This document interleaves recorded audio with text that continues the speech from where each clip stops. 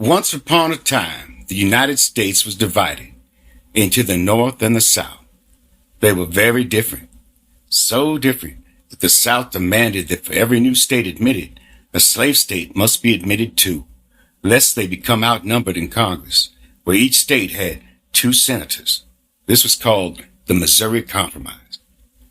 Problem was, it was getting hard to find new state applicants who wanted to be slave states. The South decided they were better off being their own slave-owning country, rather than risk a bunch of new non-slave states being admitted and voting away their self-declared right to own slaves. Besides, different ideas about owning people based on their racial background, the South and the North had different ideas about pretty much everything. The South favored authoritarian government with a heavy-handed police presence. The North were more liberal up there, and they believed that a police state suffocated freedom. The North were mostly Republican, and the South had literally 0 Republicans. Not even a single Republican office was erected down there until the 1880s. They were Democrats down south, mostly, or Dixiecrats, as some east of the Mason-Dixon line referred to themselves. Democrats and Republicans were as polarized as North and South, and used just as interchangeably.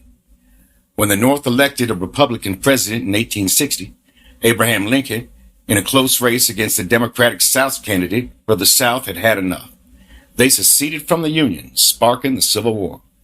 After losing, they were made to realize all the things that they had feared, and their slaves were emancipated.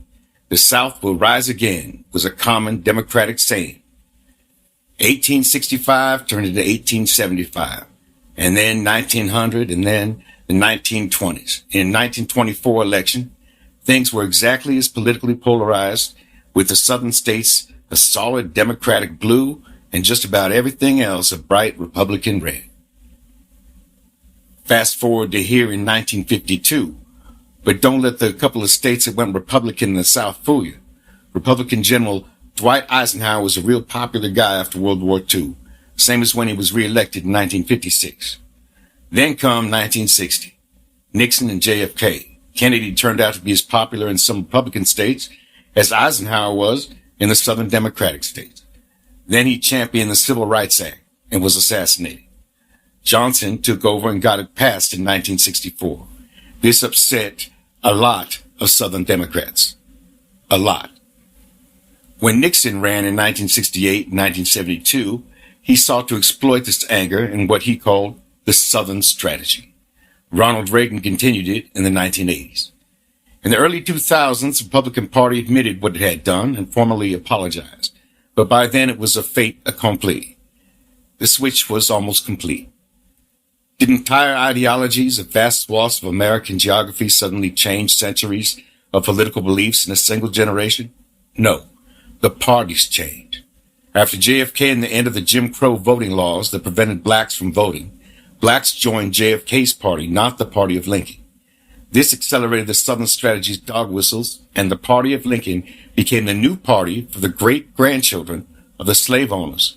And the slaves went to the party their former masters swore to generations ago alongside the Ku Klux Klan. They literally switched ideologies in a single generation. So when people say the Republicans are the party of Lincoln, it doesn't mean that there's a connection between the party that today calls itself Republican. No, sir. Lincoln would turn in his grave. The states that when our grandparents were kids were rabidly Democrat are now rabidly Republican, with the same views they've always held and the same anger at the North. The South will rise again, be it as Democrats at Fort Sumter or as Republicans at the U.S. Capitol. They are the same. Generations removed, but the disdain for compromise or accepting loss is incompatible with their genetic makeup. Abraham Lincoln or Joseph Biden requires them to secede or overturn. They are not indivisible. They are not one nation under God. They are divisive. They are a separate nation under a specific God. And unchecked, they will rise again.